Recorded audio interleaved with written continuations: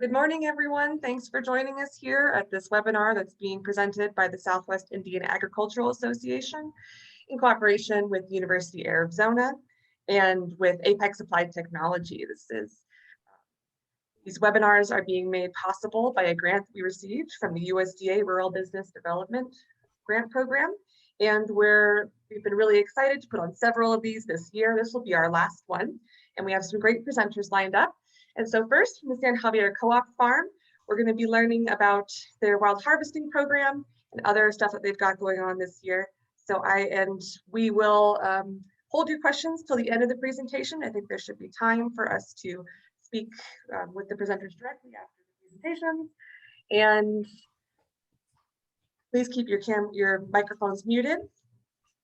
And I think we're ready to go. So I'll hand it over to you guys. Good morning, everybody. Thank you for having us this morning for the SWIAA. My name is Jamie Encinas for San Xavier Coop. Morgan Parsons. And we have another team member and joining us for the presentation. My name is Ruby Rios. Thank you for having us. This morning, we're going to be talking about our wild food harvest program that we offer here at the San Xavier. Usually during the months of March to July, August. It just depends on the season if a lot of the jotum or the mesquite or the prickly pear are a little early or a little later. And then we make adjustments to those workshops that we're having. So today we're going to show a slide presentation on it and we'll get started. Thank you. So a lot of our workshops that we do have, we provide 2 programs for each of them, which is the first one would be jotum. The second one will be mesquite. And recently we have started doing prickly pear. So we will offer 2 workshops for each. And we will have people from the community get involved and show them a lot of more information of wild plants that maybe they weren't particularly familiar with in their own backyard. So we started them not only for the buyback program, but we also wanted them to have some more educational knowledge on a lot of what's growing out in their backyard for that. But we also set aside money for those programs each year so we can have some available for those welcoming programs that we're starting each summer. I don't know if you want to say. Ultimately, like the buyback programs help fund the wild food harvest programs, as well as class fees from non-native participants. The workshops are open to tribally enrolled members of not just Tohono O'odham Nation, but sister tribes for free, from my understanding. And then non-enrolled members can pay for the workshops, and that all goes back into the wild food harvest.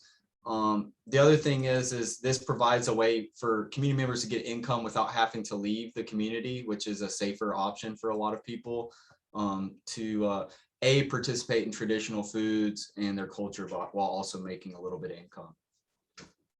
And with the workshop, we do provide ways to cook with it and give a little more information health-wise to how it's beneficial. We also seen involvement in the community and outside community grow as well each year. And that's good to see because it's getting a lot of the information and knowledge that we have about these to the community and outside community as well.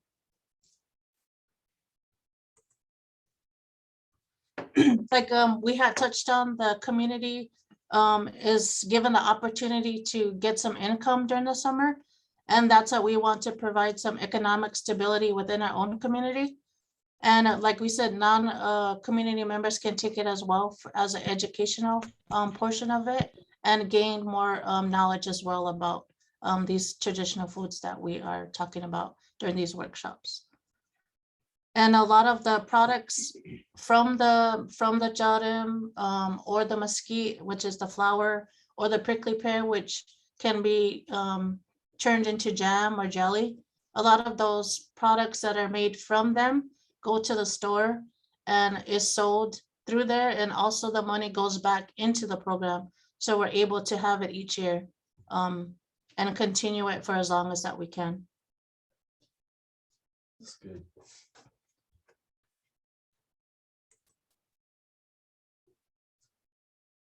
And I know a lot of this wouldn't be possible, especially within our own community. We have our district with their support and allowing us to use tribal lands to harvest from. And we do a presentation each year to them, letting them know what we're working on and continue to work on, and get their okay or their blessing to say that we can continue this program each year.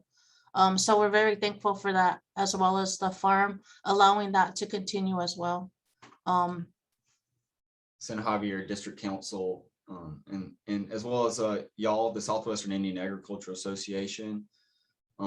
And when she talks about us harvesting on tribal lands, I'm not sure if you're aware of the Dawes Act, and the implementation of the Dawes Act affected the San Xavier Indian community in privatizing land allotments to certain families. And through those families, that land is divided down through more individuals as they populate within their nuclear family, and it expands. The Allotment Association and San Xavier Co-op Farm work together to make these parcels of land as more of a communal effort to make them more sustainable as well as productive. And so it's a real gift for all these allottees to allow us to go on their land, as well as the San Xavier District Council. But one thing we also wanted to bring attention is this year, due to the drought, we've seen how a lot that has affected us with our wild harvest this season. And we notice a lot of the plants or the vegetation out there are pale in color and are not as vibrant as we used to see it from the previous years. And even the mesquite trees, some of them we did taste, and they are bland in taste and then really don't have no taste at all. So we're noticing those effects that are affecting the wild foods that we would harvest every year. So we decided as a group to let everything rest this year, and let because we also know when we do harvest that wild animals do also eat on the vegetation. So this year we allow everything to rest, from the joram, the mesquite, and the prickly pear, so that the wild animals can have their share. And hopefully next year, with a little more rain, hopefully this monsoon season, we can see it being more healthy or more lively in color. And but that yet is to be determined. So we usually try to do checking every 2 weeks when we're leading up to wild harvest. We try to go out there and spot check to see how the plants or the joram and all the trees and everything's looking before we make a decision. But this year, this is what we decided. And like we said, a lot has to do with the drought, and we're being mindful of that so that we don't over harvest, and we won't have any new growing for next year.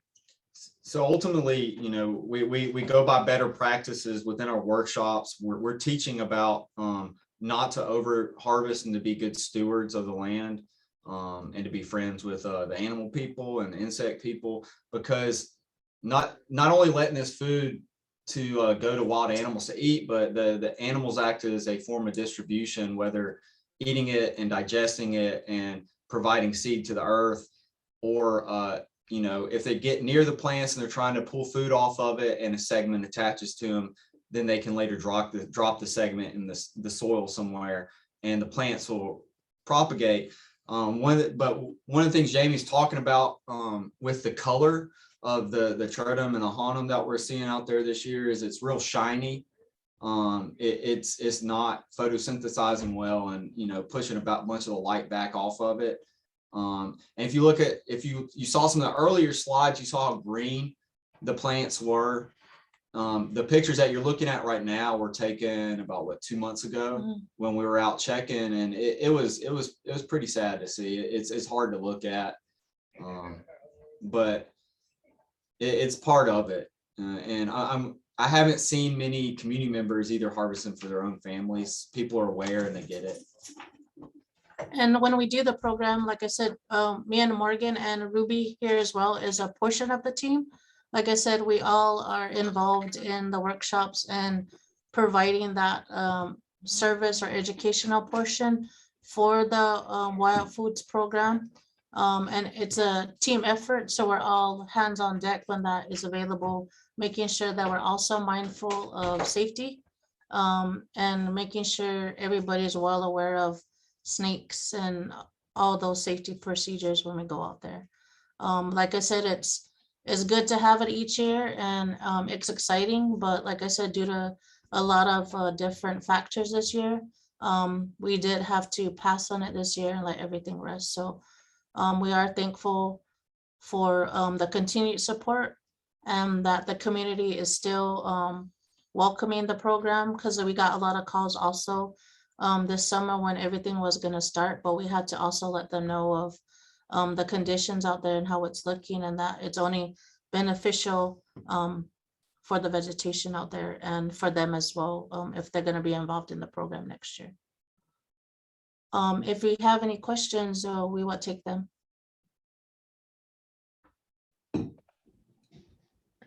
Hey, Jamie, I have a quick question. Mhm. You know, since we all suffered through COVID, I wonder if this last year the pandemic has any effect, cast any effect or difficulty on the farm operation, and how you guys handled it. Dealing with COVID, honestly, it did have an effect on as far as having a lot of people here, and we had to adjust a lot of I guess availability of allowing people to come. And I know we were doing like Staggering. Staggering our schedules, and also kind of did away with volunteering at the moment just for safety reasons. And like I said, I know it was a lot of factors contributing to a lot of everything, and the main thing for us was safety. Just making sure that everybody is well aware of those safety conditions, even though I know some people would be like, well, we're out in the open and there's not much of us to be around to do these things, but we know we're just being mindful of like safety until we get the okay that we're able to do these things. Because I know a lot of our workshops or the business here, a lot of people come, and I know we have those guidelines of not having a lot of people here. And like I said, it did affect us in a lot of availability, I guess I would say, from the co-op to the community and outside community, and just being safe about it and just being mindful all around of how that's going to affect everybody in these situations. Yeah, and then you also mentioned this drought, right? Obviously, drought has impacted the food gathering. How about does it impact your farming side of business? How you guys prepare for it? Well, we're lucky that I don't know if y'all are aware of this. We have CAP water within the community, Central Arizona project. That was a result of some lawsuits back in the early 2000s, and even before that. I mean, that work started a long time ago, and it came to fruition. And then they set up.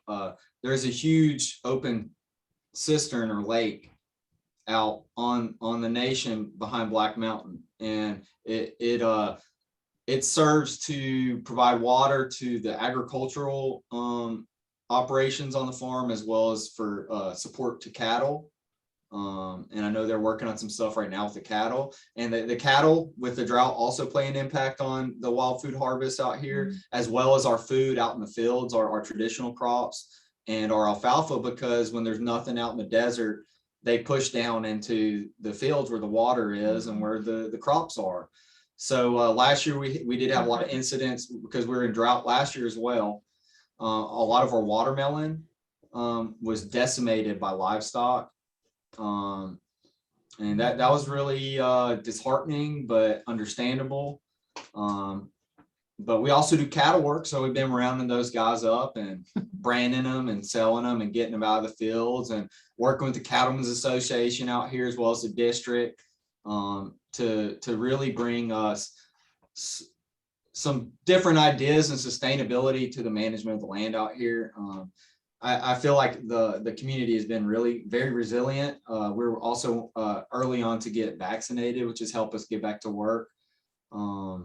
And the farm has been very supportive. The board and the farm have been very supportive of the employees in regards to COVID, and allowing us the space to be able to come in and out when it was really bad before we got vaccinated. We're basically opening back up to full capacity at this point, at least within our ranks. And we're starting to do catering and events again slowly as they lift restrictions via the district and nation, which is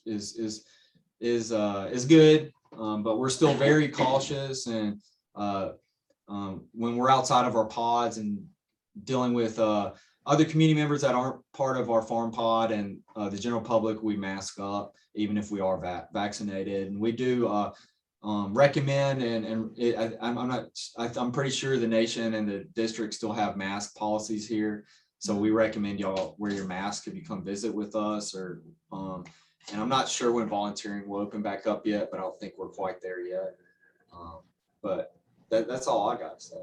Yeah, it's just a lot of factors. Like we said, we've had to consider and take and look at when we were dealing with all these things. It's not just one thing. It's a culmination of things of that we're mindful of everything across the board to consider those things when we're dealing with still planting. And like I said, it becomes a safety thing, and we just are that's very important to us, of making sure that we follow those practices for everybody. Is beneficial. Ruby, got anything about that? I'm listening.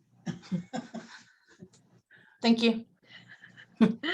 It's good to see you guys. I haven't seen you guys for a long I know time. So it's been a long time. It's good to see you. I should visit. Yeah, I definitely. know. Yeah, but we went just a little bit, because this is the whole webinar is hosted by SWIAA, right? So SWIAA had several in-person on-site meeting at the San Xavier Coop Farm. You guys catered, so the food is delicious. Yeah. Really enjoy food there and the environment. But I didn't see you guys, so it just had to be like Saturdays, Yeah. So yeah, I will visit you guys soon. Sounds good. We would love to see you again, Jean. Yeah, I know. I'm missing you guys. But Miss you too. I'm gonna have other people. I'm gonna leave it to other people to ask the questions if there are any questions. Okay, thank you. If anyone else would like to comment or ask a question, just remember that your microphone's muted, so you have to unmute before you ask anything.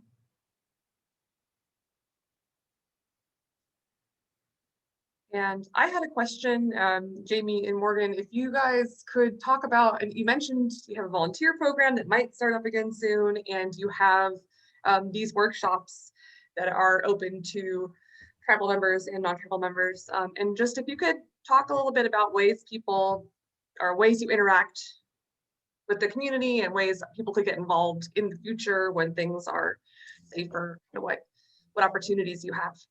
Of course.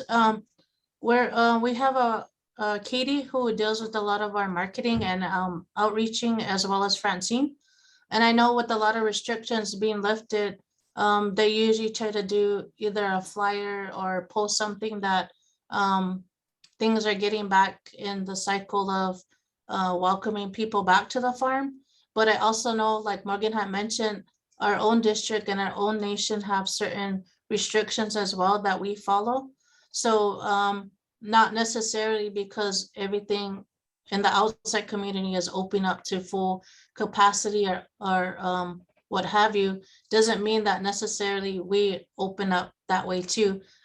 We still gotta follow those guidelines as well. And just like I said, it becomes a health and safety issue, and that comes down from the nation as well as the district. So we gotta follow those guidelines as well. And I know we're more than welcome to accept like phone calls through the day, and they can relay them the phone call to either Morgan or myself or anybody else on the food production team to answer questions of information of the workshop, or they just want to ask questions. But for this past season, we also been relayed resources to other groups that have still been setting up workshops or working with wild foods as well in the Tucson community. So we are relaying some of those resources to those people as well when they ask questions. Just necessarily if we're not doing them, other groups are still doing them. So we're still outsourcing them to other people. But like I say, it will be a notification from the farm, either Instagram, Yeah. Facebook, our And- website. to notify people when those things are back up and available for everybody. But I know it's not going to be as fast and quick as people want it to happen. Like I said, we're just still, I'm going to keep saying that we're still just mindful of everything and everybody's safety, including ourselves, and that we're taking the precautions we need to fully open up when it does happen, that we followed those safety concerns or health concerns as well. Thank you. And you mentioned other groups are also working with wild foods. Do you have a couple of groups that you really like to work with, or other resources that you point people to when they want to learn more about this? I know Desert Harvesters has been one that is also have been doing workshops at the same time we usually do, and they provide that for Mesquite and Chatham as well. I know that TOCC has also been a good resource. If they're not involved, they're also good for information, or they collaborate with Desert Harvesters or sometimes the food bank. They're also good resource as well. That we have been in collaboration with before, not only them, the food bank as well. But I'm sure there's many more out there that, like we said, we do recommend if other ones are not offering, organizations are not offering, their other outlets to outsource to. But like I said, we take questions or if you want information, we try to relay that to them of other outsources out there to look towards. Francine, if y'all get in touch with Francine as well, she does private workshops and catering as well, or can organize things like that. Like, let's say you have a group that you want to bring in for a tour, or, you know, talk about diet, traditional foods, or any of the wild food stuff we're doing. It might not be like a formal workshop, but we can set something up and just get in touch with Francine or Kate.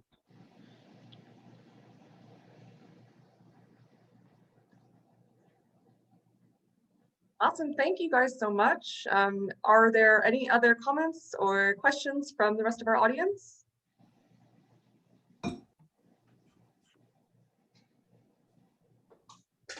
All right, well then, once again, thank you, Jamie. Thank you, Morgan, for being with us today and introducing us to San Xavier Coop Farm's Wild Harvesting Program. It's a fantastic presentation, and I'm going to stop your sharing now. And going to introduce our next presenter, which is Izetta Morris. She's the director of the Pascua Yaqui Tribes Charitable Association or organization, pardon me. And she's going to be presenting today on agricultural or organizational options for different agricultural associations, and learning about the complexities of starting different kinds of associations, nonprofits, and the benefits that each one provides. So it should be really interesting. Good morning, Izetta. Hi, good morning. You should All right, be able to share your screen. Okay, I'll go ahead and do that now.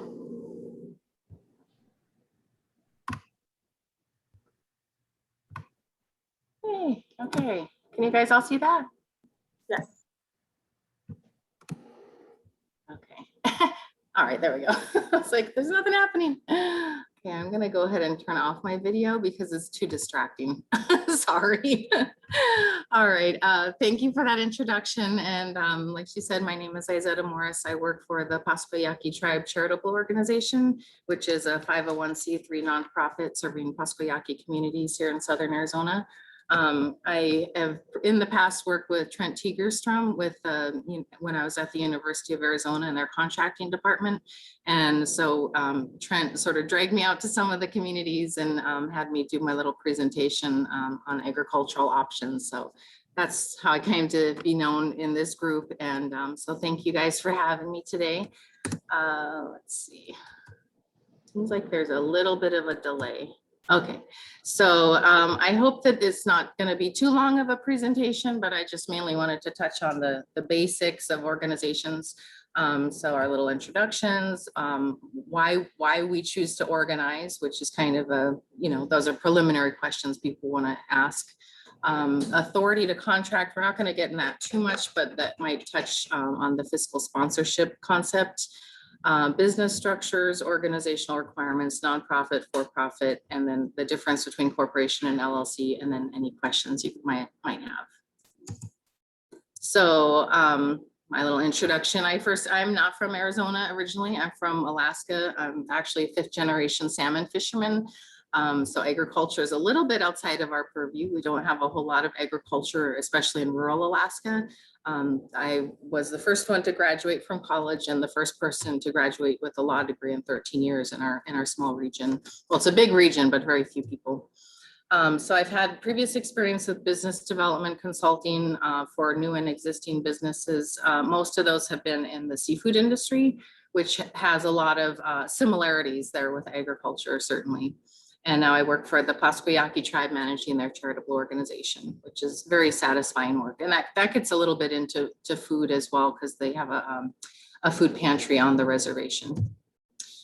So why organize? Some groups, are fine just sort of being ad hoc. They don't necessarily need to have an organizational structure. If it's a membership kind of group or just a bunch of people that are doing volunteer work, it might get to a point where people will want to delve in a little bit deeper. So some of the groups that have chosen to organize may have benefactors that would like tax advantages, like if it's a nonprofit group. So that gives that tax advantage to the generous donor, if you will. Also more accountability. So if you're dealing with a number of people, especially, more than one owner or more than one member or more than one donor, people are going to want to know where their money is going and what's it being used for.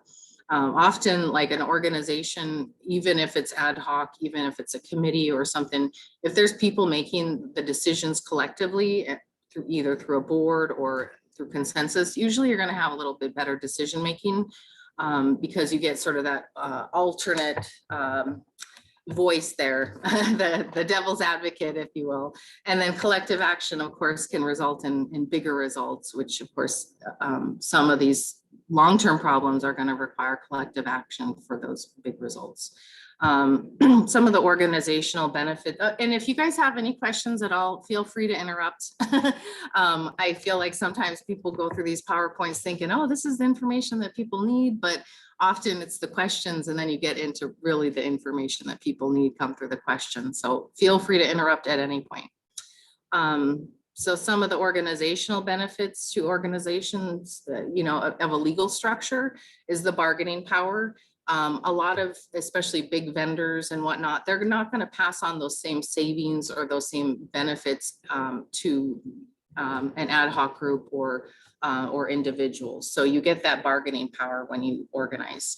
And then there's also less reliance on individual credit. So if you're working, let's say on I'll give you an example that's kind of come on our radar as a nonprofit is the Pascua Yaqui Festival of the Arts.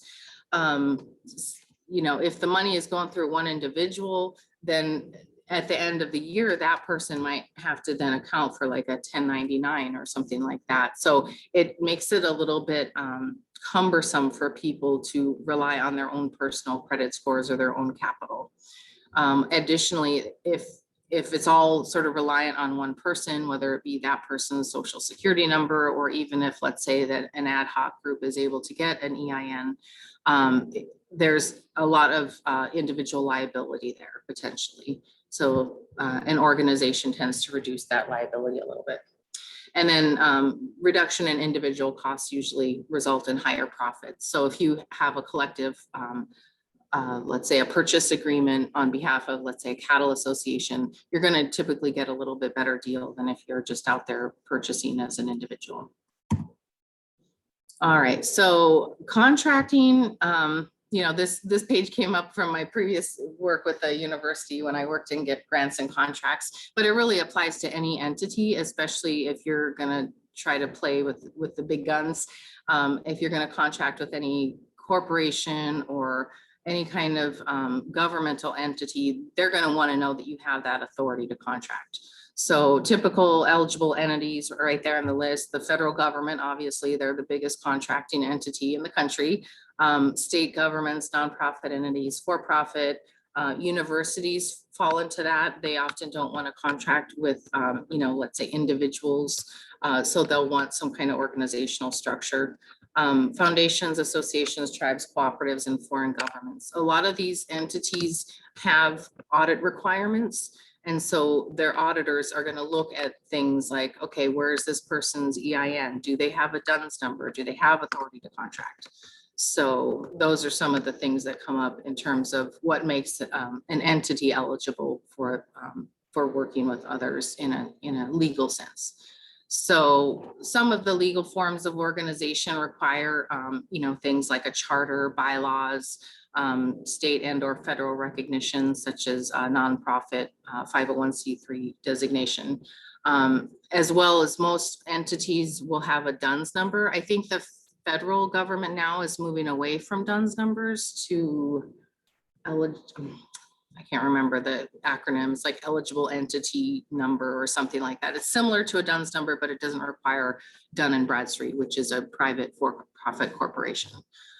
So if you call Dun & Bradstreet and say, yeah, I want the free DUNS number, sometimes you get into their sales department. It could be a little bit time consuming. So they've sort of bypassed that requirement now, but a lot of people still prefer to get a DUNS number, especially if you want to get some kind of credit later on down the road. The statutory authority, that is, you know, basically what law gives you the right to contract. So if it's with the university or foundations or tribes or cooperatives, usually that authority is spelled out like in a law.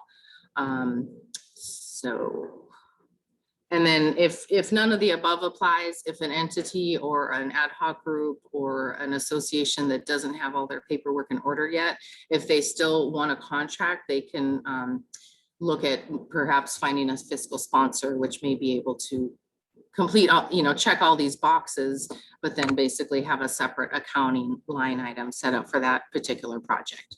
So I've seen a little bit of that too. So understand, do you guys have any questions so far for me?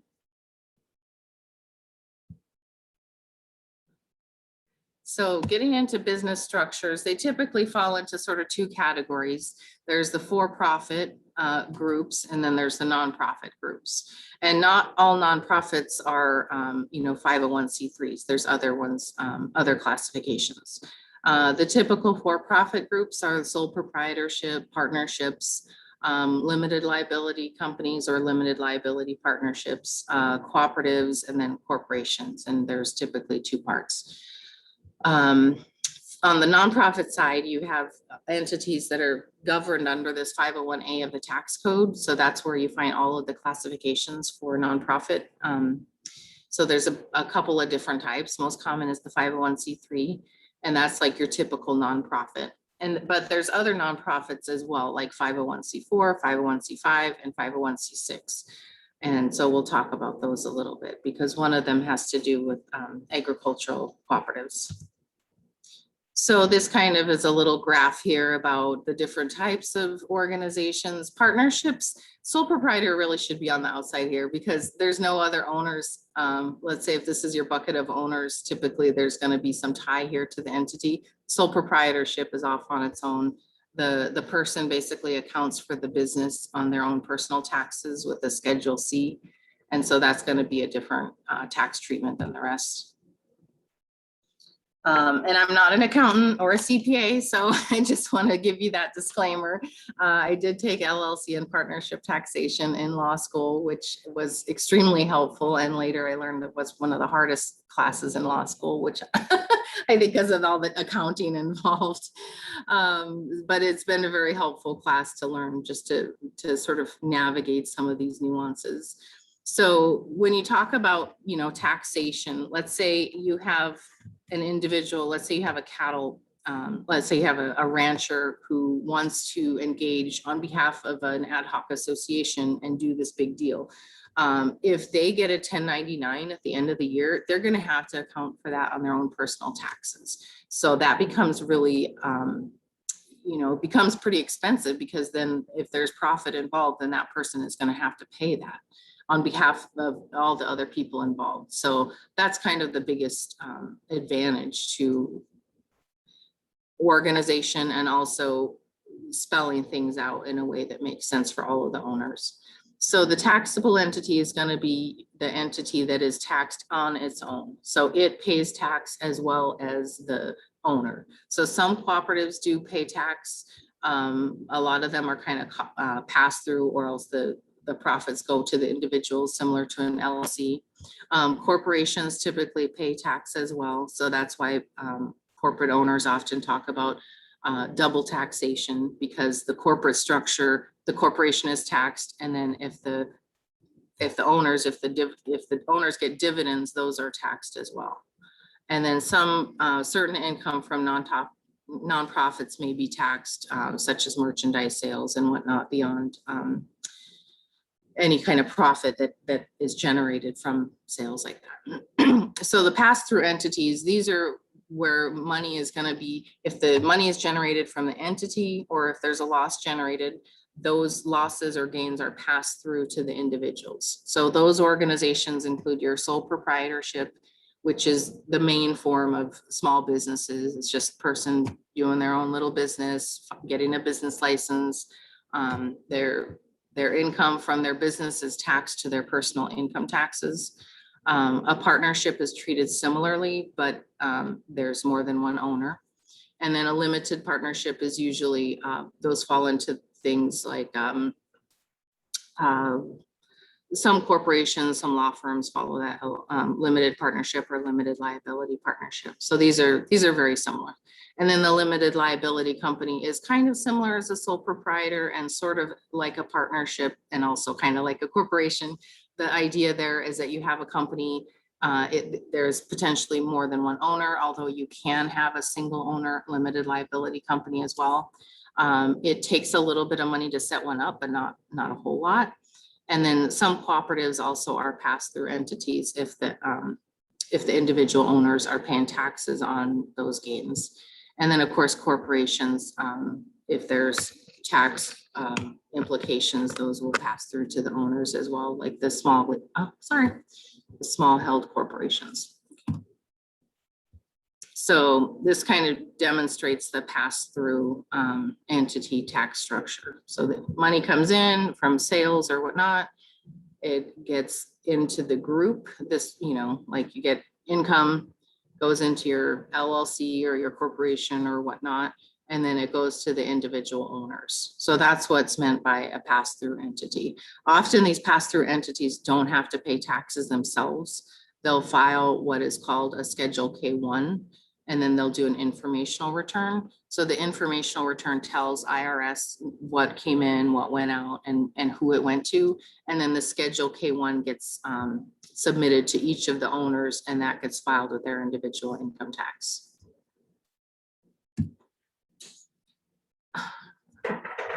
I missed a page there. So cooperatives, mainly I want to focus on cooperatives because I feel like that's a real appropriate approach for a lot of organizations, especially when you're dealing with small producers that are doing similar types of things. So producer cooperatives are one of the most common types of cooperatives. As well, I think in the past when there was more of an emphasis on labor laws and workers' rights, worker cooperatives were in vogue for a while. And then some consumer cooperatives are still around, let's say your food cooperative, or maybe a collective purchasing cooperative where you can get discounted deals. Credit unions are considered cooperatives. And, this retail and purchasing cooperative is kind of similar as the consumer cooperative. And then there's other ones like the utility cooperatives. A lot of those are governed under state law. And so they have particular rules about what they can and can't do with their rates and whatnot. So here's a few examples from some of them from my previous existence in the seafood industry. So producer-owned and democratically controlled organizations serve their members, and they do this through cooperative marketing, support, and/or purchasing. So let's say the Seafood Producers Cooperative, they're able to, let's say, bulk purchase fish totes and then sell those fish totes to their harvesters at a reasonable rate that they couldn't go out and then buy those on the free market. Additionally, a lot of these organizations have it both ways. So the Seafood Producers Cooperative also buys product from their harvesters and then processes it there. Similar, here's a meat market that does a similar type of thing. And then, you know, some of the well-known cooperatives are, you know, Organic Valley, Organic Prairie. So a lot of these, the farmers, the cattle, the ranchers will join forces so they can get better pricing, both on inputs and then pricing on their product as well. So here's a workers cooperative here in Portland. And my slides are missing pieces. So a lot of consumer cooperatives, like the Food Conspiracy Cooperative downtown kind of operates as a consumer cooperative. So every member is an owner. So if you go there and you're going through the checkout line, they'll say, are you an owner or are you a member? And so your subscription pays for things like the operations and the use of the services. And then sometimes, like at the end of the year, you'll get like a little dividend back. So I usually, you know, I'm a member of the food co-op downtown. I get like a dividend at the end of the year. Or sometimes I think it could be used towards your purchase. Or I don't think it might come in a check. I haven't received one for a while. So, and then the cooperative purchasing, you know, you want to basically have these collective, the collective power to purchase, which results in your lower purchasing prices, better quality, lower transaction costs, all of that. And then the mutual learning opportunities, I don't think there's enough emphasis placed on that, because when you get 5 or more people all kind of doing the same thing, everybody's going to have their own way of doing things, and those ways of doing things might be better than the next way of doing things. So learning those efficiencies helps not just the individual, but helps the overall cooperative, because it could result in better quality, lower costs, more efficiency, things that you gain just by membership alone. So this gets into the farmers cooperative. I think my slides might have got mixed around. So the main issue with the main exemption from the farmers cooperative is outlined here in 501A, I believe. I'll have to look at the citation, but it's all of the nonprofit codes are under 501A of the Internal Revenue Code. So exemption from tax, the farmers cooperative organization described in this section is exempt from taxation. So that's kind of like the biggest thing. If you have a cooperative and you are operating under an agricultural cooperative that's properly organized, you have that tax exempt status, which is really nice. That being said, a lot of these organizations, the donations necessarily, if you get a donation from a benefactor, that may not be tax exempt or tax deductible. So you'll really want to delve into that with your accountant if you end up opting to organize. Sorry, the farmers cooperatives are exempt from taxation. So if you are purchasing things and there's tax associated with that, often you can get those things reduced or eliminated all in together. There's paperwork involved in all of this stuff. Obviously, it's a lot of paperwork. So Arizona does have tax exemption certification. So if you meet the requirements of being a tax exempt organization, you have to fill out paperwork in order to receive that, but the tax savings are substantial. So we talked a little bit about the flow through entities or a sole proprietorship. So I'm going to just kind of pass through that.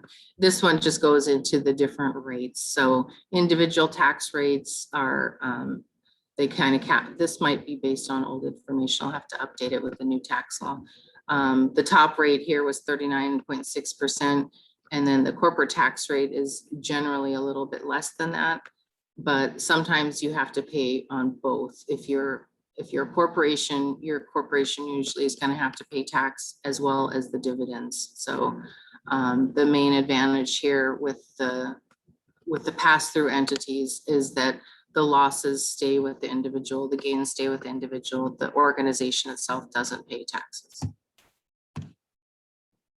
So here's information, and I think these slides should be made available to you guys, and these are as links. So sort of the first step if you're organizing a business or an entity in Arizona is you're going to want to do an entity search. So if you click this, it brings you to the state Secretary of State. So then you put in your entity search parameters there.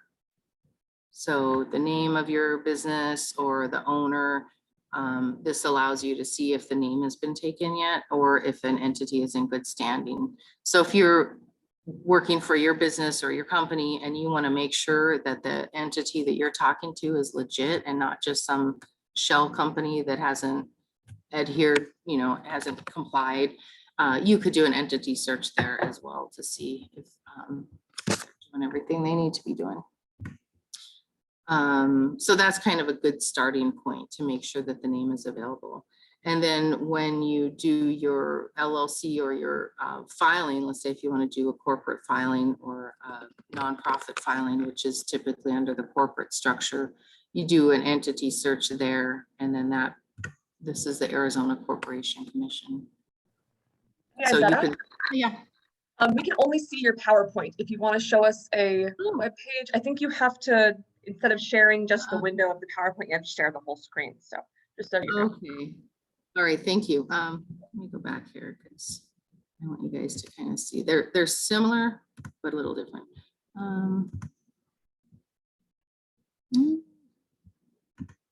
I only have my, hold on. Let me go back to Zoom.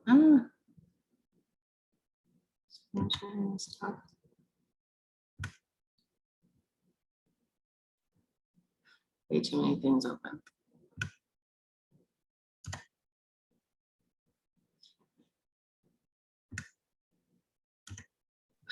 Jeez.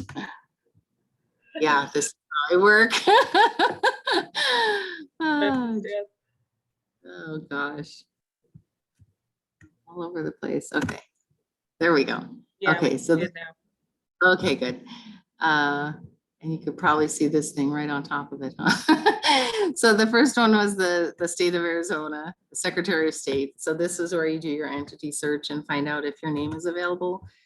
And then here is the Arizona Corporation Commission. And this is where you find out like if an entity is organized as an LLC or cooperative, or if it's in good standing or any of those things. And this is also where you do your filings. So if you have to do an annual report filing, you typically file it through here. And then the eCorp system, it's set up pretty straightforward. It takes a little bit of navigation.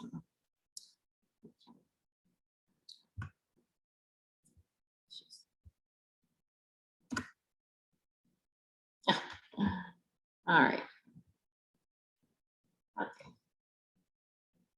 Okay, so there is a little link that I think the Commerce Authority has put together. That's 10 steps to starting a business in Arizona. And it's a big long link, so I just had the bit.ly link there. Oh, and of course they don't have it anymore. I'll have to update that link.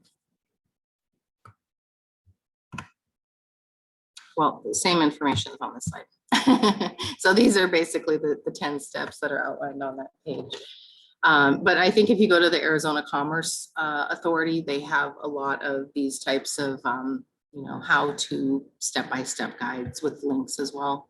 So the first step obviously is choosing a name. And sometimes you could do like a competition or a roundtable, or you might have a real obvious one, you know, kind of set up.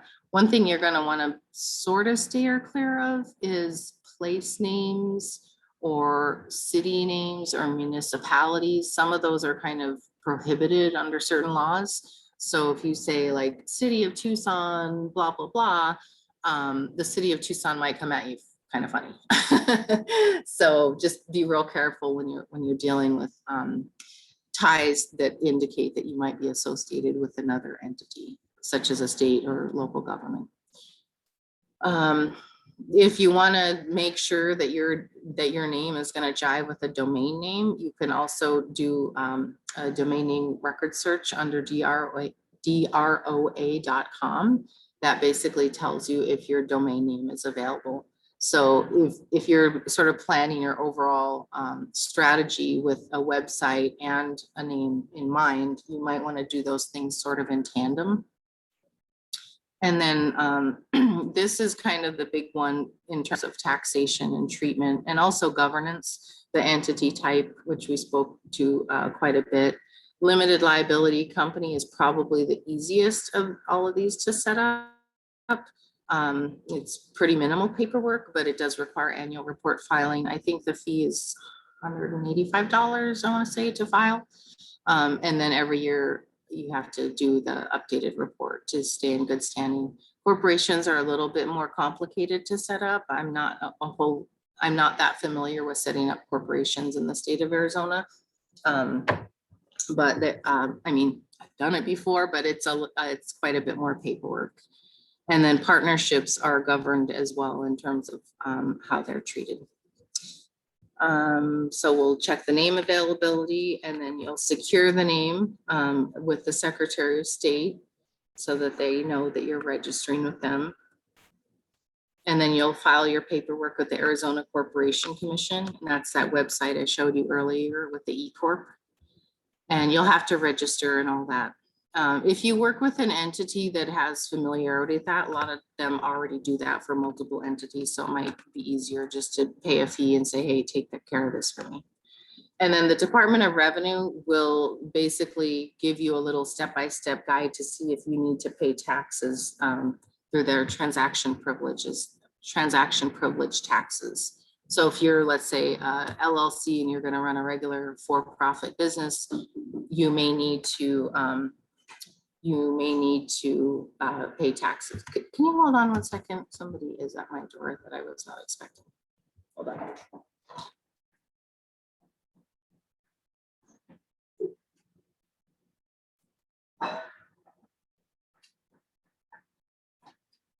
Sorry about that. Okay. So we're on our 10 steps. And if there's no taxation needed under the transaction privileges taxes, you're going to want to make sure because you don't want them to come after you. But once you know for sure that it's not going to be an issue, then you're probably going to want to file your tax exemption as well if you qualify for tax exemption, because your tax exempt certificate basically will tell the vendor, hey, look, I'm exempt from taxes under the Arizona Department of Revenue. Please don't charge me tax on my invoice. So they'll take that off. But typically they'll want to see that certificate. And then some of the cities and states and local governments have their own business licensing programs. So you're going to want to check with your municipality. I know with Pima County, they have a couple different business licensing programs if you're not at the state level. So if you're running a food truck or something like that, you may have a little local license you need, but you may not have to register necessarily with other groups. So, and then your EIN, which is your federal employer identification number, you're going to get that from irs.gov. And I think all those things are online now. Sometimes the website goes down and you have to do the paper form and it takes forever. So if you plan to do the paper form, I would suggest trying to get on that as soon as the entity is filed. These are in this order because some of them build on the other. So if you don't have your entity filed with the state of Arizona, then you can't, let's say, get your EIN because the application requires that you have like an entity number or some organization under statute. And then once you have all that documentation, then it's pretty straightforward to get a business bank account, any other accounts you need, or like a DUNS number. So that I didn't put those there. DUNS number, registration with grants.gov and all that would come after all this stuff is done. Do you guys have any questions for me so far?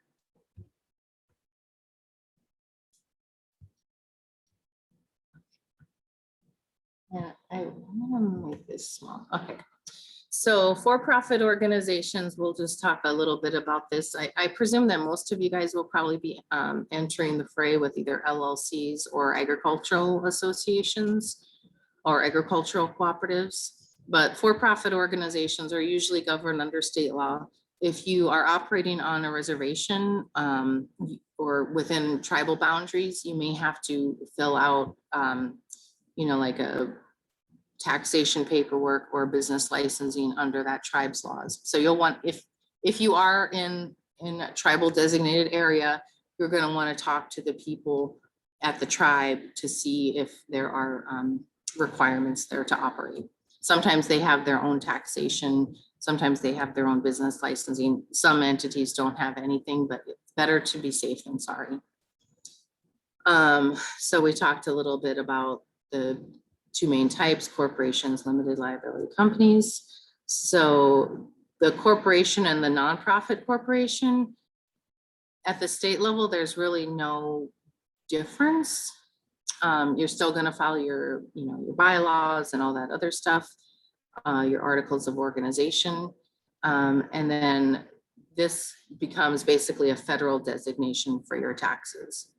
And then an LLC can't be a nonprofit entity. The nonprofit can only be a corporation. And obviously a nonprofit cannot be a sole proprietorship or a partnership. It has to be the corporate model. Additionally, one problem that arises, and my business in the past has run into this. I had a seafood marketing business called Macknick Family Fisheries, and we were often asked to, donate product or whatnot for different nonprofit functions, and there really wasn't a mechanism for doing that. And so that's sort of an unfortunate reality with some of these things. If we did give a donation, let's say if we gave a 100-pound donation for an event, there would be no tax benefit there to either the entity or the individuals, because the entity itself doesn't pay taxes. I hope that makes sense. Okay, so some of our nonprofit organizations, these are governed under the US Code 501c, which is the Internal Revenue Code. There's several types of classifications, and not all of them treat their donors the same. So that's kind of one of the big issues that comes up: donor treatment and also lobbying. For cattle associations, 501c3 could work. That would, give the donors their tax advantages. And there's also a specific agricultural organization under 501c5, which is specifically aimed at labor, agricultural, or horticultural organizations. And there's really good guidance on irs.gov in terms of what the distinctions are, and also some of the pitfalls and traps to avoid in order to maintain your nonprofit status. Because the issue obviously is that if you have a nonprofit under these and you start getting into a lot of for-profit activities, let's say you get into horse racing, and initially that was only a small little part of your organizational activities. If that becomes like all of it and it turns into this big money-making endeavor with really no benefit that derives to the owners or to the members, that could get an entity in trouble, and you could lose the nonprofit designation. So there's a number of case studies on irs.gov that gives you examples based on case law of what can basically get you into trouble and what the outcomes were. So if you're looking at organizing, I would definitely recommend that either you or your accountant review those cases. So any questions so far?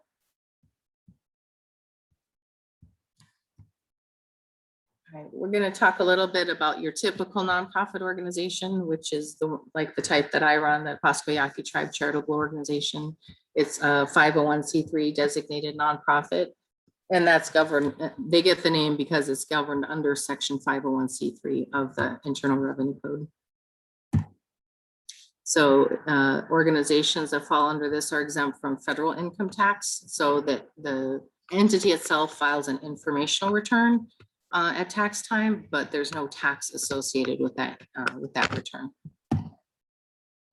And then the biggest one, especially for your donors, if you have benefactors that have money that's just burning a hole in their pocket and they're just dying to donate to your organization, contributions are tax deductible to the donor. You really want to advise your donors to speak with their accountants, because the new tax rules put a cap, not a cap, placed a floor on the donation. So the individual donation isn't really, you don't really get much benefit unless you're donating in the $5,000 range. So because the new tax law, we're starting to feel that a little bit on the nonprofit side. So I just want you to be mindful of that. Most people don't qualify now for itemized deductions because the rate for the, or the bar for the itemized deductions went up substantially. And then also there's the state sales and property tax exemption, as well as transaction privilege taxes. And we just received this with the nonprofit that I run, which is the qualifying charitable organization status. And that's a little bit separate from nonprofit, but it's similar. Only nonprofits can get it. It's a pretty nice designation. So I'll talk about that in a little bit. So in order to be a nonprofit under 501c3, your purpose must be either religious, educational, charitable, scientific, literary, testing for public safety, or to foster national or international sports competitions, prevention of cruelty to children or animals. So, and this doesn't mean you can only have one of these. Sometimes there's multiple, you know, like our group, we provide funding for religious activities, not activities, but sites. Like we've given grants to the some of the local parishes that serve Pascua Yaqui communities. So even though we're not a religious institution, we certainly support the cultural activities that happen at those church sites. And then of course, education, charitable. So those are kind of our three main areas, but these other ones are also qualifying in terms of purposes. So some examples of nonprofits, as Arizona Assembly Hall of Jehovah's Witnesses, Arizona Montessori Charter Schools, Pioneer Home, American Association for the Advancement of Science, AAAS. I'm sure you guys have heard of them before. So there's a bunch of different ones. Some of them look like they might be for profit, but then when you get into their mission and purpose, you see, oh yeah, they're a nonprofit. Just because you see the ink in the back, that just means that they're incorporated. And then PETA, of course, we love those people in Alaska, especially the dog mushers. So the biggest difference between 501c3s and other groups is that the contributions by the individual donors are deductible on their personal tax filing. So if you have donors that are looking for tax advantages, they're going to be looking for 501c3s so that helps them get that tax deduction. If you have donors that are looking to invest in, let's say, a foundation or nonprofit associate, you know, other entities, those may not be deductible on personal tax filings. So that's kind of the biggest one. So the 501c organization, I mentioned that one before, that is kind of a nice fit for agricultural organizations because it's specifically defined in under the Internal Revenue Code. So these are agricultural and horticultural organizations that promote the interests of persons engaged in the raising of livestock, harvesting of certain resources, cultivating useful or ornamental plants, including involved in art and science of cultivating land, rearing, feeding, and managing livestock. And then it gives the definition of what livestock is. Anything that could be used for food as well as animal for their pelts. The biggest difference, well, not the biggest difference, but another distinction between 501c3s and a 501c5 organization is that the lobbying with the 501c3 is limited. So let's say I wanted to go lobby on behalf of the Pascua Yaqui Tribe Charitable Organization. I went either to the state or local government. Those lobbying activities cannot be more than 10 to 20% of the organization's activities. However, if you start your own agricultural association under 501c5, you can have unlimited amount of lobbying. So if you want to lobby at the state or federal government regarding, let's say, introduction of gray wolves or land management practices under some cooperative land management agreement, or any number of things that may be decided at the state or federal level, there's no cap on that. So you can absolutely engage in that lobbying and effectuate bigger results than, let's say, if you were a nonprofit that had that lobbying limitation. You cannot, though, contributions towards lobbying or whatever can't be the primary purpose of the organization. So you can't just set up your cattle association to try to get your favorite rancher into public office. That's not going to be deemed an eligible use. So here's some examples. Sorry, I've got some allergies going on. Examples of 501c5 organizations are the Iowa Farm Bureau Federation, Texas Farm Bureau, Sunset Empire Orchid Society, Flint Hills Beef Fest, and Clark County Agribusiness Tour, Inc. And again, you really want to be careful about the activities that these organizations involved in, because there are limitations in terms of how much their purposes are qualifying tax exempt purposes. So here's a couple of there's the Iowa Farm Bureau website. So they have assistance for people who've had to endure floods.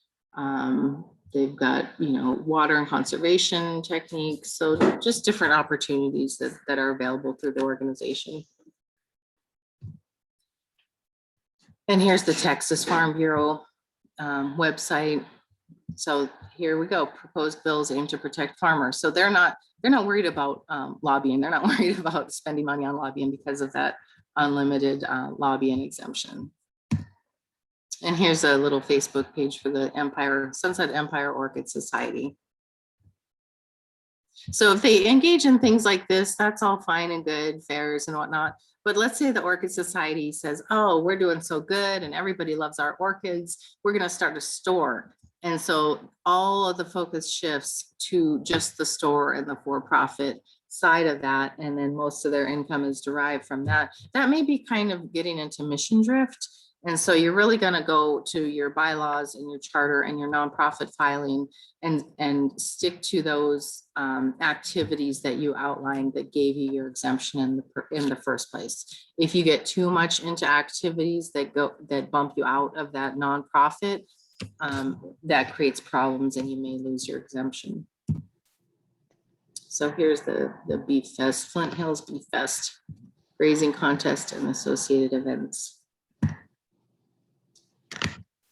So advantages and disadvantages of the 501c, the agricultural cooperative, is that the big advantage is that they don't have that restriction on lobbying like the nonprofits do. And they're still exempt from federal income taxes and usually state and local taxes. There's paperwork that needs to be filed in order to effectuate that. But the donations or contributions from individuals are not deductible on those individuals' income tax returns. So if you have a wealthy benefactor that really wants to see a cattle fest, let's say in your neck of the woods, they say, I want to write you a check for $1 million because I think this cattle fest needs to happen.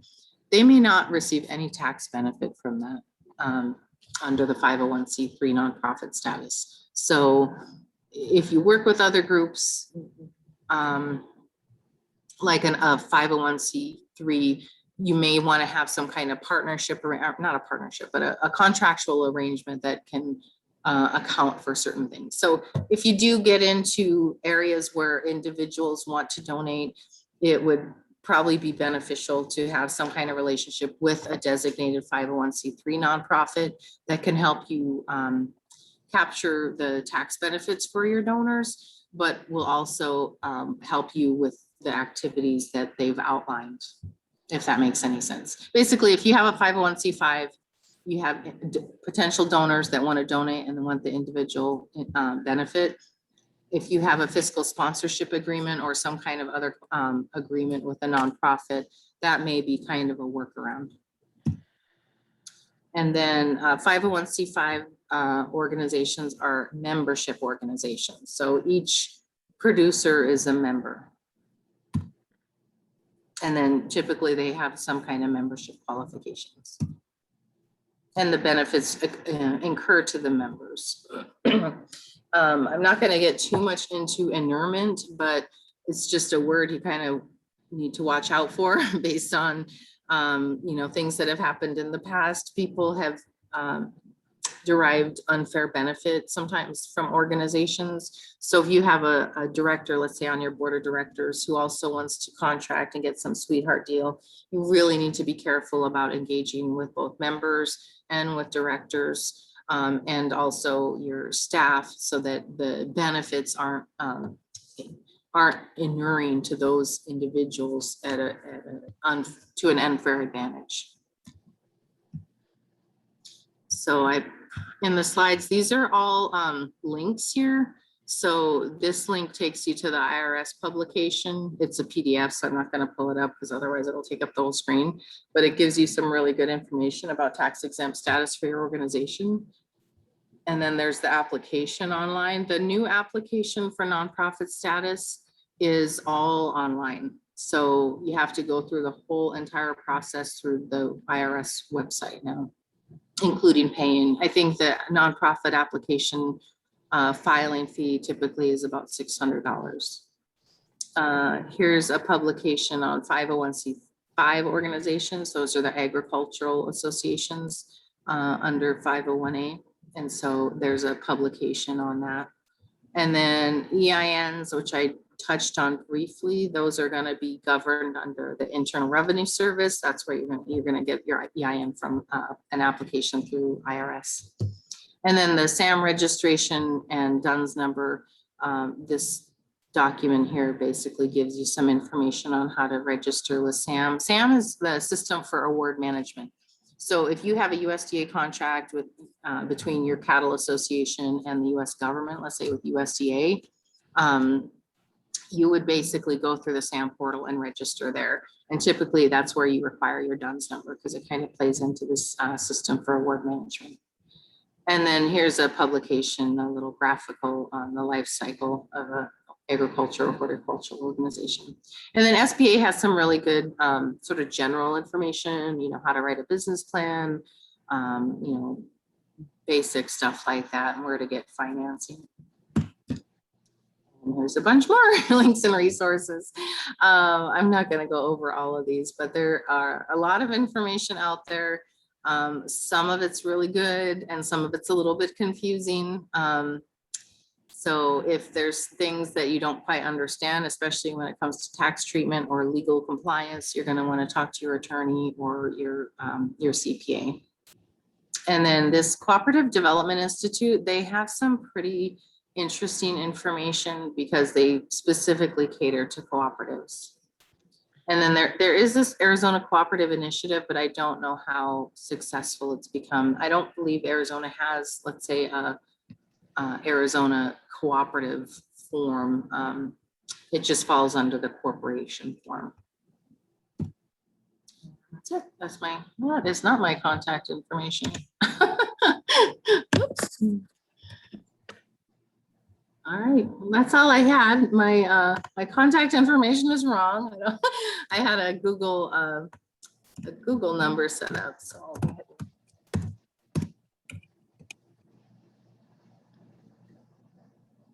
Thank you very much, Izetta. I want to leave some time here for questions.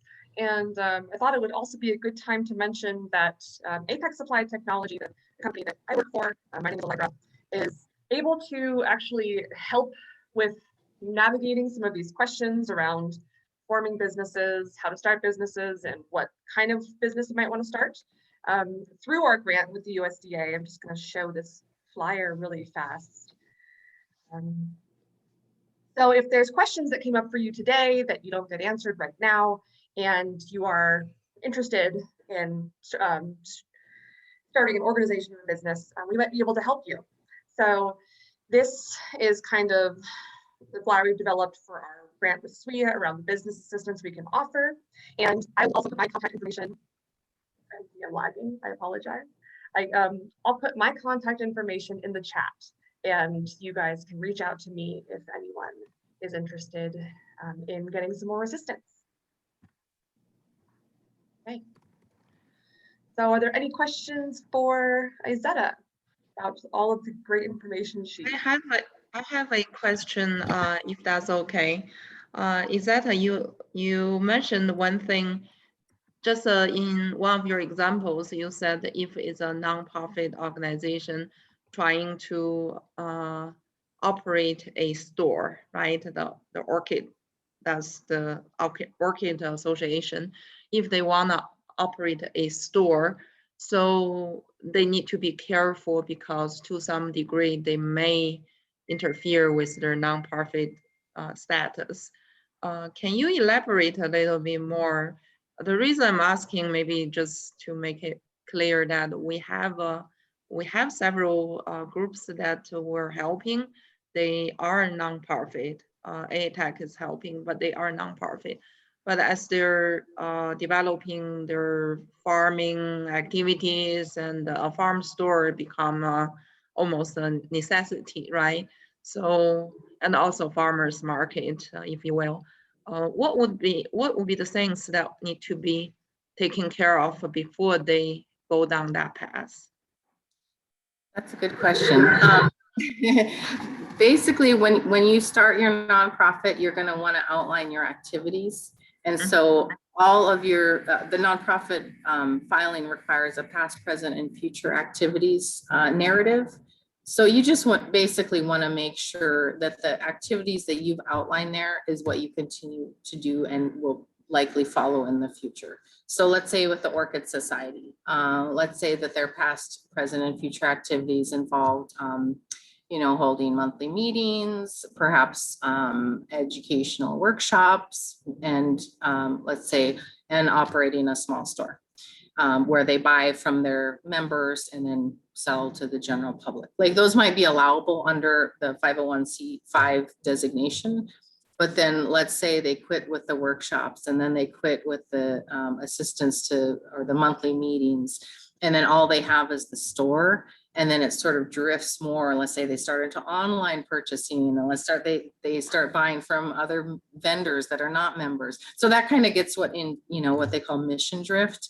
And so they're not really fulfilling the original purposes that they were designated for, if that makes sense. So it's not that you can't have a store, and especially with the cattle producers, like they're going to want to sell, that's one of the biggest things. But let's say they start buying from other members. Let's say they start getting bulk purchases from non-member producers, and then go big. And next thing you know, they have multi-million dollars with contracts with Costco, and then their membership sort of dies off and they're not offering that same level of support. That kind of gets more into the for-profit realm, and it's not really the purpose as outlined in their charter and their past, present, and future activities. So it's not that you can't have a store. It's not that you can't engage in purchasing and contracts, because that's what a lot of these things are intended to do. But the benefits need to benefit those that it's intended to benefit, if that makes sense. Okay, yeah, that's a very good point. We never really thought about that. But obviously we can get professional advice from you. So when we run into that situation, so truly appreciate your help. And if people are interested in sort of like what some of the pitfalls are, IRS has a really great publication on actual cases. It's probably about 50 pages long, but it goes into the different types of nonprofit entities and kind of how they lost their exemption. So you learn by other people's mistakes, basically.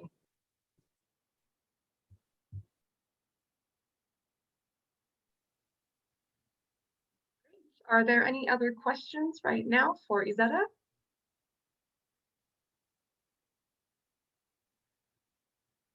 Well, Thank you so much for joining us, Izetta. That was a really informative presentation, and I think I'm definitely going to go back and rewatch it because it answered a lot of questions for me.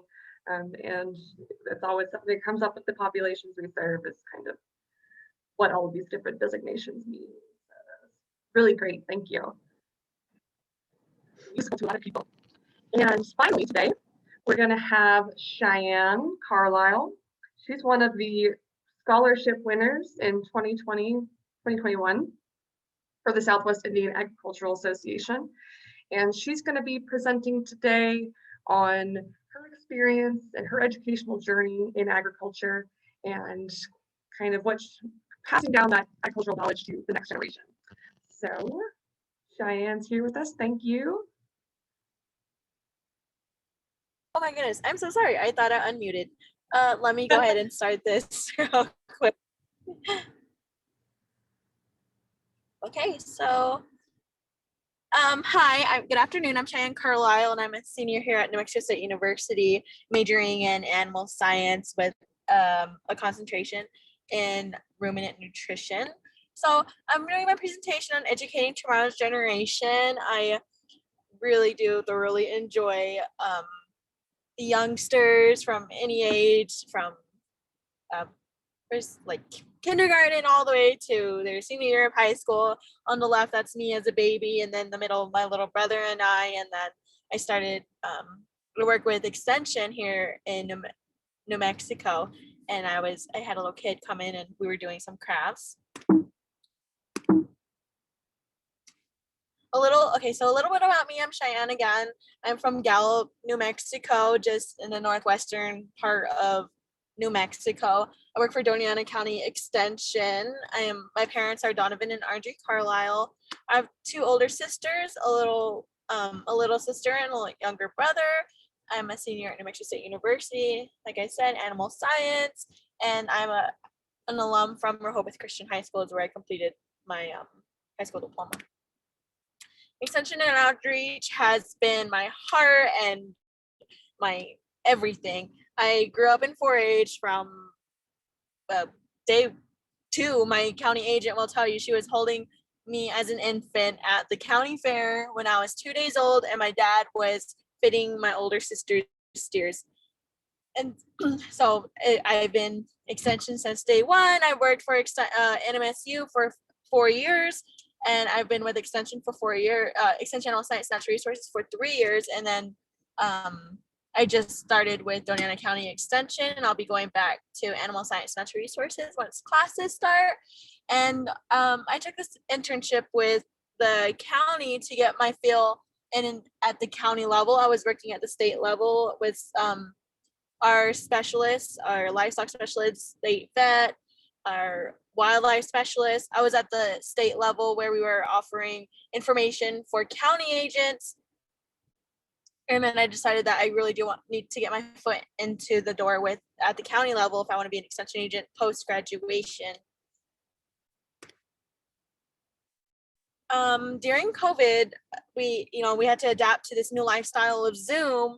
And I remember when I first started doing Zoom, I did not know what I was doing.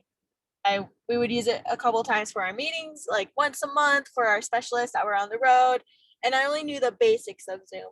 And then we started doing programming on Zoom, and we had a large audience. In every program that we had to offer with Extension Animal Science Natural Resources, we had about 80 to 100 people on a Zoom call at once.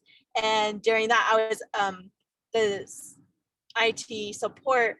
And when people couldn't hear, when they couldn't turn their video on, when they had questions, I was the one that was mediating everything on Zoom while my bosses or my mentors were all giving their presentations and helping out those people on the side, making sure that we didn't have any Zoom boomers during the presentation, going through, making sure everybody was muted during that time, everybody had their video off. I think we call it Zoom etiquette now that we've adapted to Zoom. And, Zoom is great. It has really helped us out a lot during the pandemic that we have been going through for the past year and a half. And so transitioning to the online format was different. It was fun. We learned what we can. Well, programs we can offer online, what programs are better in person, and then how can we collaborate and make it hybrid. So one of my biggest projects that I'm on is the New Mexico BQA, Beef Quality Assurance Program.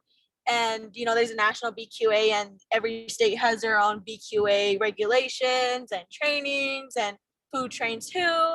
And in New Mexico, we had a format and all of our producers that were BQA certified, we had them on an Excel spreadsheet. And on that spreadsheet, we wanted to make it cleaner, make it a little bit prettier, and make it to the point where we're working more with our county agents, and our county agents were working with their producers more. And so we wanted that relationship to be established. Dr. Wenzel, our extension veterinarian, was one that wanted to have our agents be more and our producers to be more, have a relationship. And so with the BQA program, we created an online database. So I was working with that on the web design, from everything from the ground up. We built the website, and we haven't launched our website yet because we're still doing some tweaks on it and trying to figure out how we're gonna have agents to import their data. So we imported the data in BQA. We have our vet client patient relationship form. What is the goal of that is to have our producers and our vets to have a relationship and to be able to, you know, if something happens to their cow, be able to go to their vet and have that relationship where you don't have to go to your vet on like a Monday, wait till Monday, where you can be comfortable enough to call your vet at 6 o'clock on a Sunday morning. And vets are always on call anyways, but we really wanted to establish that relationship between vets and the clients. Critical management plan, just in case something go wrong. It's just an understanding of how to humanely, you know, handle your beef. And, you know, we live in a time in our world where everybody the ag industry is getting questioned every time. And that BQA really does help with husbandry. And, you know, when it's BQA certified, it's not cruel, antibiotics and all that. It's educating beef producers on that. And so sometimes you can get a little premium if you're BQA certified at some auctions. If they see that you're BQA certified, you show your card that you are BQA certified, and then you can get like 3 more cents per pound. And that adds up. Those 3 cents add up once you have like 50 head of cattle. Then New Mexico Youth Ranch Management Camp, I went it's a camp that we have for our 15 to 19-year-old kids in the state. And it used to be strictly New Mexico residents only. And we, 2 years ago, we expanded and we started to take campers from out of state. We had 2 campers come from Maryland 2 years ago. And this past year, we had a camper come all the way from West Virginia. And they really see how ranching is, how different it is here in New Mexico than seeing it from their part of their state. And during this week, there's different topics. It's in Cimarron, New Mexico. That's up northern New Mexico, kind of just 2 hours north of Santa Fe. It is on a ranch, so they do get that ranchy feeling. And then I attended 2 times. I attended both as 2 times as a camper in 2015 and in 2017. In 2015, I was more of a freshman, just out of my freshman year of high school. And then I went just before my senior year of high school. And comparing the 2 years, I liked my second year a little bit better than my first year because I was a little more knowledgeable on the subject and it wasn't a lot of information being thrown at me in an hour of you wake up at 7 o'clock or your first class starts at 7 o'clock all the way until 10 o'clock at night. And then after the class is day, you create your you work on your ranch management plan. And during that week, they put you into groups and at the end on Friday, you present your ranch management plan and you gather all the information that you've learned. So it's really amazing to see how our students can come in on day one, not know a thing about ranching or a thing about a ranch management plan or how much money goes into a ranch, and seeing how much they learn throughout the week. And then New Mexico Youth Ranch Management continued. Day one, everything about beef. These kids fabricate their own beef carcass, and during that, from that beef carcass that's what feeds them the whole week. So it's really cool because they get to see where different cuts of meat comes from, where their steak comes from, what their ground beef, what part of the cow their ground beef comes from. It's amazing. They learn about repro, every genetics, everything, you name it, all about beef. That's Monday. And then on day 2, that's marketing day, they hold an auction, like a fake auction, and then they show the kids how bids are made, how you purchase how you purchase your cattle. And during that time too, that's when that ranch management plan, they're creating that ranch management plan, that's when they buy their cattle, and they talk about that too. Day 3 is wildlife day. They learn everything about wildlife and how they can make money off of private hunts if they would choose to do that, and how the profit in that. And they also get to that's kind of like their lax day, where they get to take a breather from all the information that they're retaining, and they get to shoot 22s, bows, and it's a fun day. Wednesday's that fun day where they kind of just lax. Day 4 is range day. They learn about how in different areas of where you're at, there's different, the plants are different, and how to adapt to that. And then day 5, they present their ranch management plan that they created that week and what they learned about. It's amazing. And then it's usually 5 teams of 5, and they present that plan, and then it's a contest, and the first place gets to present their ranch management plan at the New Mexico Cattle Growers Association. They get scholarships. They also get a class credit for if they decide to go to NMSU. And then 4-H was really my inspiration when to really get back into stay in the ag industry. I grew up on a Hereford and Angus ranch. My dad raised, we had registered Angus and we had commercial Hereford cow-calf operation. It wasn't big, but it was good enough to raise our family and to put a roof over our head. And I showed steers. That was my favorite. I loved steers growing up. That was my go-to. Probably one of the most buckles on steers. And we took a break for a little bit, and then we got back into it. And then I was showing for 13 years. And then those years I learned a lot. Like I said, I secured showmanship. I learned responsibility, confidence. I learned how to manage my time, and really how to get out of my comfort zone and learn how to talk and to put myself out there and to advocate for agriculture. And then I went to Ag Discovery, Iowa State University. I would recommend that for any kids who are wanting to go into the ag industry, but they don't know what they really want to do, because you get to see a variety of different things. You can go to a dairy farm, you go to a beef farm, and it really shows you the careers in ag. And that's when I learned that I did not want to be a vet, because we went to the large animal hospital and I kind of looked into salary, what vets do, and I just thought that it wasn't for me. It is a 2-week program, and it is hosted by multiple universities. It's sponsored by the USDA. You apply for it, and when you apply, you put like which universities you want to go to. It's for high school kids, sophomores to seniors. So if you have any high schools to seniors, get them in that program. And all you have to pay for is the transportation. Everything else is paid for. You stay on campus.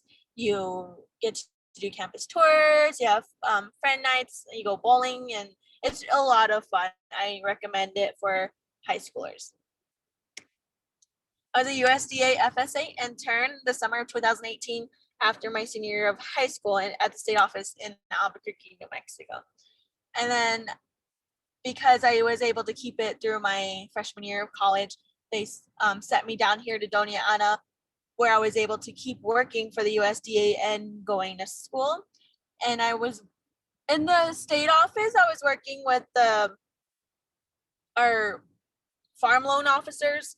And then when I came down to the office down here in Cruces, I started to work more with producers in and out of the field. And that's when I really learned that I couldn't do an office job and be in a cubicle all day, because that's what I was doing. That's more of what I was doing in Albuquerque. And that's when I learned more that I think I really do like the outreach. Was when I came down here to Doniana, is when I really enjoyed that outreach. So I decided to come to NMSU. It was an easy decision for me. It was no question about it. I was going to NMSU all of high school. And NMSU just feels like home. There's a very homey feeling here. They have a very excellent animal science program. It's one of the best in the nation. And then the ACES community is just very beautiful, and they're nice, feel like home. You got professors that you can walk in and just talk to them about anything. You can ask them for help. And that's what I really enjoyed the most, is being able to have one-on-one relationships with my professors. So that, because, you know, when I have questions as an extension, I go to them and ask them for a lot of questions and a lot of help. I also do research, which is really, really fun. We get to, and our classes are very hands-on. We're one of the only universities in the nation, again, that has live animals on our campus for research. So that's my favorite part about NMSU, is being able to have the live animals and hands-on experiences that I get. Animal science. So animal science is the study of biology and anatomy of animals that are under the control of mankind. I think it is such an exciting field. I get to do, it's very diverse. I can be a teacher, I can be an extension agent, I can be work in a lab, I can work at a feedlot, and I can work in an office. It's really kind of what I want to do, and it's a field that allows me to have fun. So post-graduation, so I do graduate here in May with my Bachelor of Science in Animal Science with a concentration in nutrition. And during COVID, I was able to tutor kids, and, you know, my siblings were online school. And that's when I decided that I think I'm supposed to be a teacher for high schoolers. You know, that was primarily tutoring and helping out high schoolers. I started helping out the little ones too this year, and it has really been my call, is to be a teacher. And so that's what I'm thinking about doing. I really do want to do high school general sciences, and here in New Mexico, we're starting to see more ag in the classroom. And there's a couple of schools that are adjusting to a curriculum that is ag based. And I would really love to go to one of those schools. There's one here in Hatch, New Mexico, about 45 minutes from Las Cruces.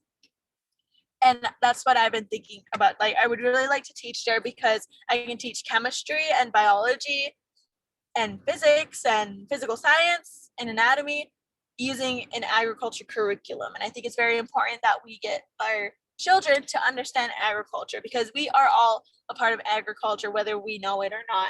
Sometimes you can ask a kid, like, do you know where do you get your meat? And they will reply with from the grocery store. Or where does your meat come from? And they say the grocery stores. No, we get our meat from chickens, lambs, cows, and all these different animals that we get our meat from. And some kids don't know that they actually come from an animal. They think they just come from a grocery store. So I really do like that we're putting agriculture back in our curriculums, and I can use my animal science degree to really use that. And so right now I'm going with the flow. We're gonna see what the end of the year has offered for me, and I have a couple of teaching positions that have been offered for me to me in Washington, here in New Mexico.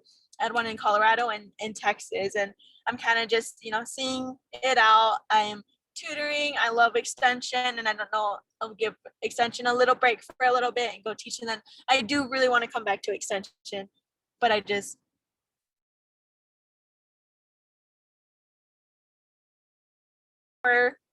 listen to me talk about myself. It's a little weird to talk about myself.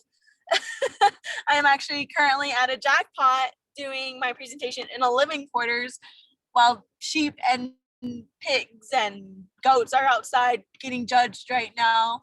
And I'm working in extension. We do, you know, thank your extension agents, and And because they do a lot of work and they work 7 days a week, but we truly do love our jobs. And fair season is among us. Thank you. Do I have any questions? Thank you so much, Cheyanne. No problem.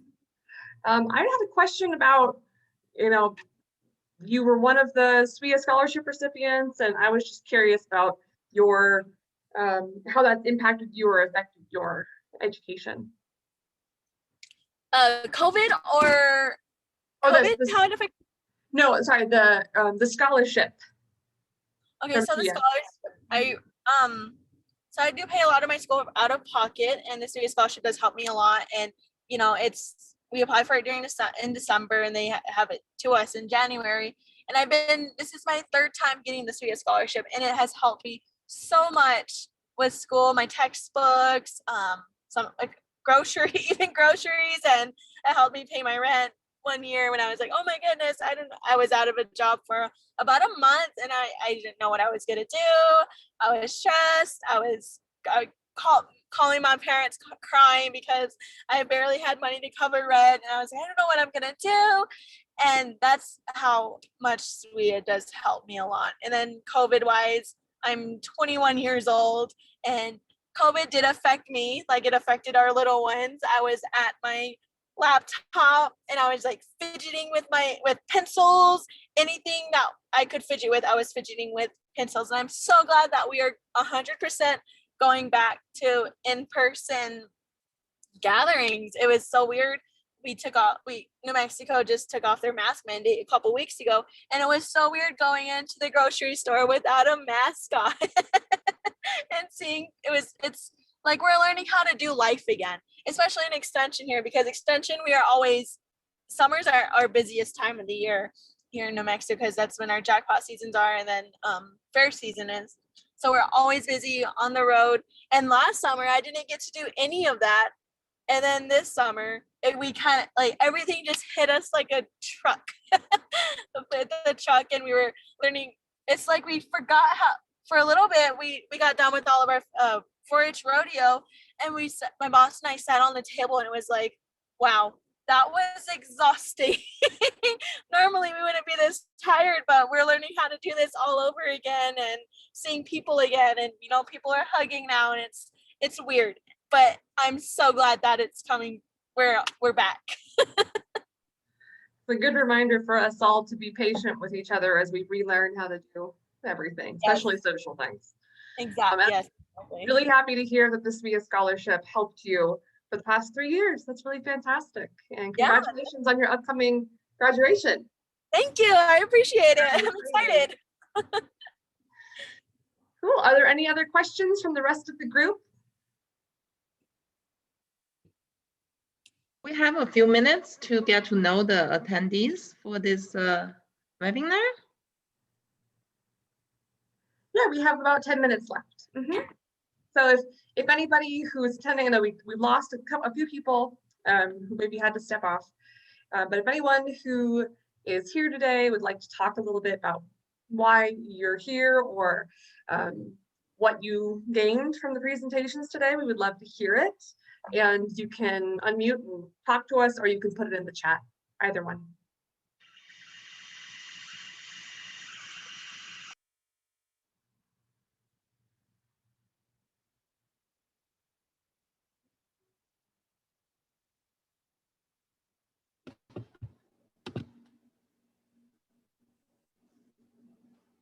Hello. So, Hi, Sherilyn. okay. Yep. Hi. Okay. My name is Sherilyn Yazzie. Sorry, I'm working. I'm from Northern Arizona. I farm with my husband. Currently, we're farming on a half acre on Navajo Nation called Coffee Pot Farms. And, we attended today because we were invited, and then it was good